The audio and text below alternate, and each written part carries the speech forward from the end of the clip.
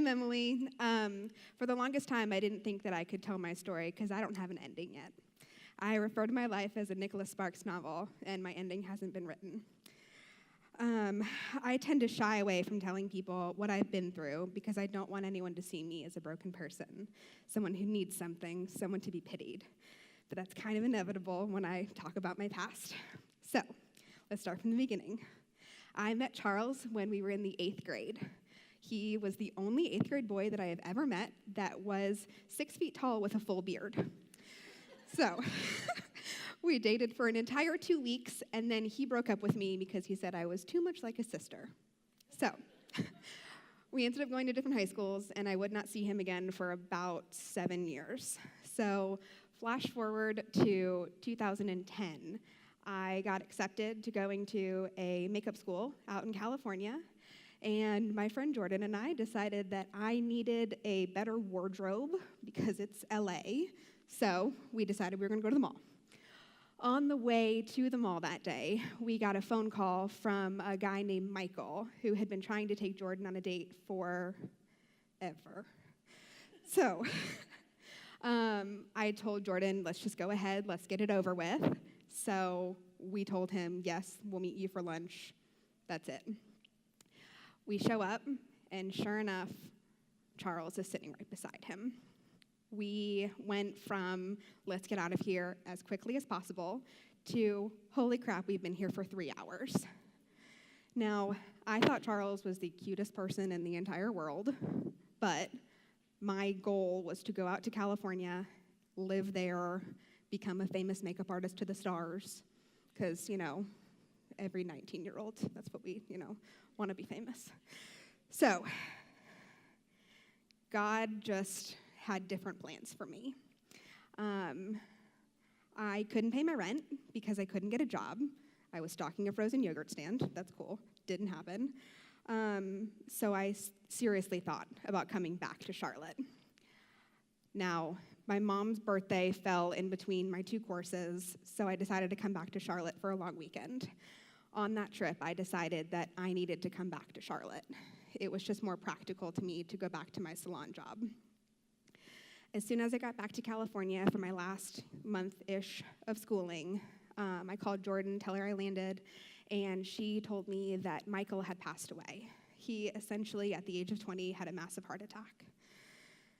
So a month-ish later, Jordan and my mom came back to California for my graduation, and Jordan and I packed up all of my crap and moved me back to Charlotte, which was the longest road trip that you've ever experienced in your entire life.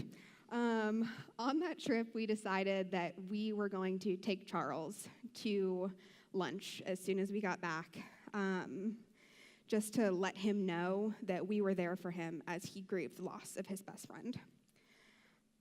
Literally the day after we got home, we took Charles to lunch, and from that point on, I can count on my hands the days that we were apart. He truly was everything I'd hoped for in a partner. He was the man that would always challenge me, irritate me more than any humanly possible person ever in the entire world, and love me deeper no matter what was going on and how much I had pissed him off. He was all I had ever wanted. We got engaged just after a year of us dating and set our wedding date for October 19th, 2013. We found the perfect venue that was right down the road from where Michael was buried. We looked at it as a way for Michael to be with us because he was the one who brought us together. But God once again had different plans for my life. Charles and his groomsmen went to have a toast with Michael right before our rehearsal dinner, and they were rushing back to be on time. Charles lost control of the car and passed away less than 24 hours before we were supposed to say I do.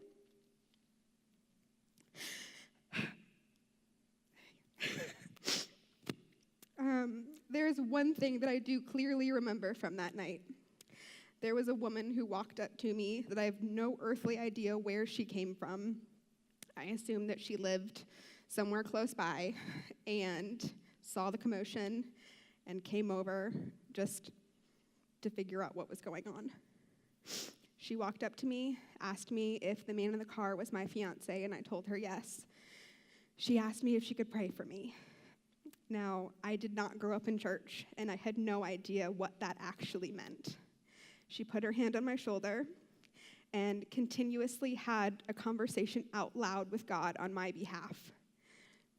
She is the one person that I would really love to find and thank, because she kept me from sinking as I lost the love of my life.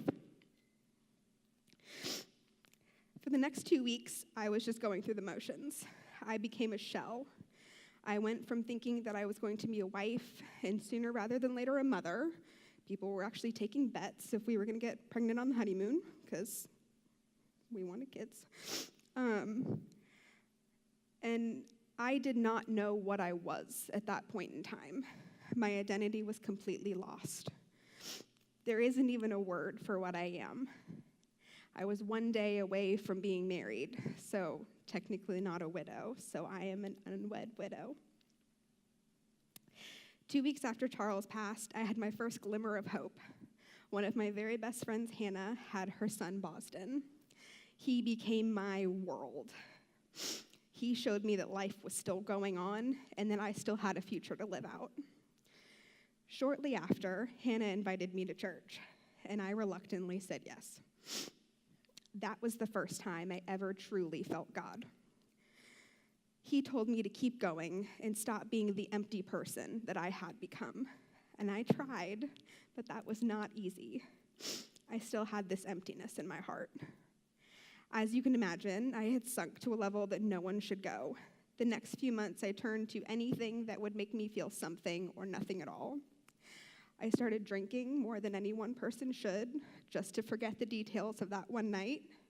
I started sleeping with any man that said that they would stay the night with me because I was so crippled by my loneliness. I started working 3 jobs just to not have any time to myself and think about the things that I had gone through. I pushed away those that were closest to me because they weren't handling me or my loss the way I saw fit.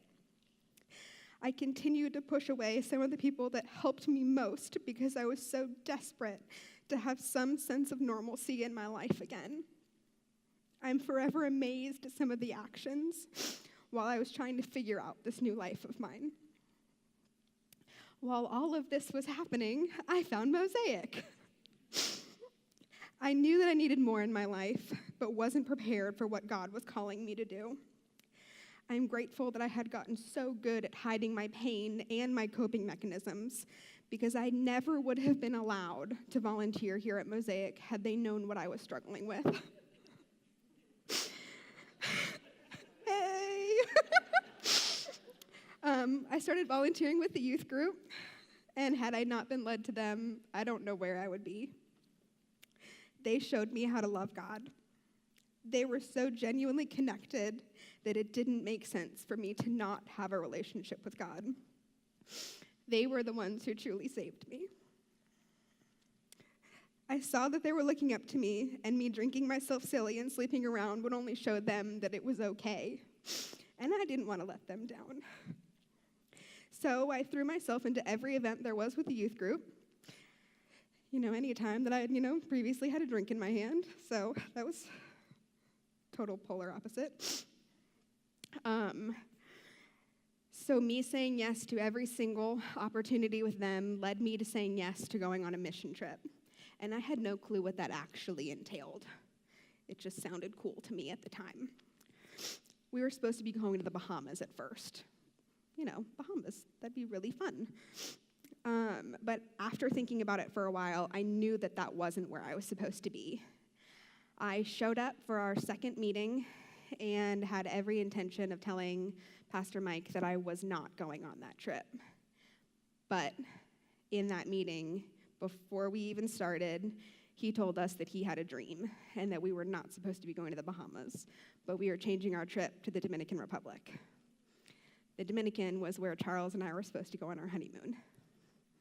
So, instantly, obviously, there was a piece for me to go on this trip.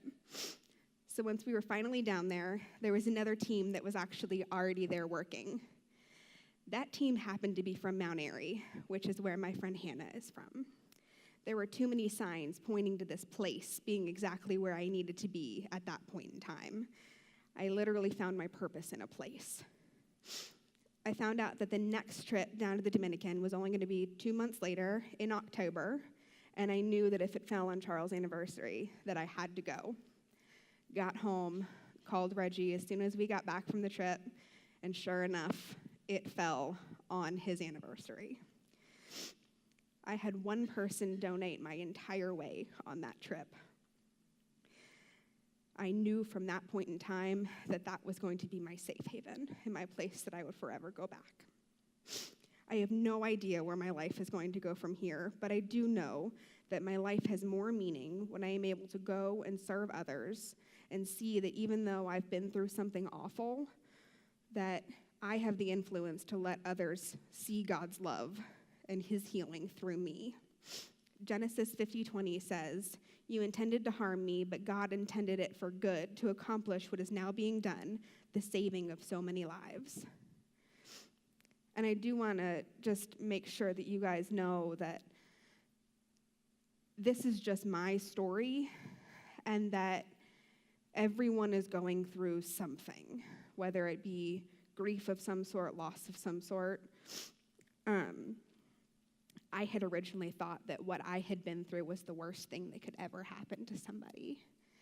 And after speaking to many different people, I know that this is just my story, and there's no better or worse at all. We just all need to realize that God has plans, that he is waiting for us to allow him to unfold, and we just have to be open to whatever it is that he is wanting us to do. Thanks, I'm going to run off the stage now.